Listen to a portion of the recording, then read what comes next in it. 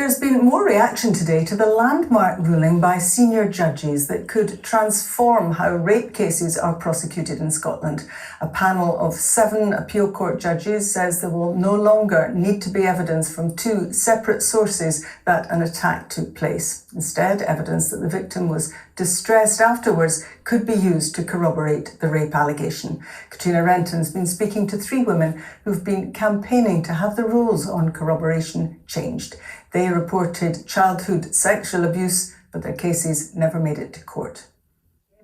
Susie, Emma and Shirley all reported rape to the police. All were told their evidence could not be corroborated.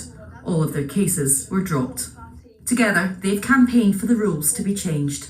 It's hugely significant. It's significant for every single victim of a sexual offence in Scotland because it instantly increases the possibility that they will see their attacker in court, and that you can't place a value on that.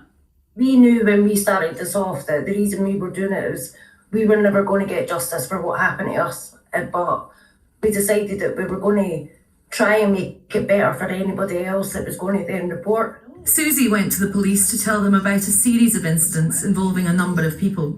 I was standing at work in my office and this phone call came through and the police said, okay, well, we've gone through absolutely everything and we're going to have to drop the case because there's no corroboration for any of it. And I just stood in the office and wept.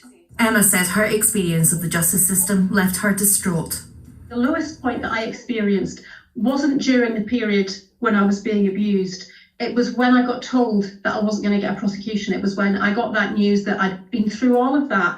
I'd given my evidence. I'd dragged everything up from the past. And to be told that the evidence was there, but it was the wrong sort of evidence to meet the requirements of corroboration. And that was absolutely devastating. A case at the High Court in Aberdeen last year was the catalyst for yesterday's ruling. Evidence that a woman had been distressed and screaming that she was raped could not corroborate that the offence had occurred. Now, distress witnessed by a third party or statements where a complainer in a distressed state tells someone what has happened can now be used as corroboration.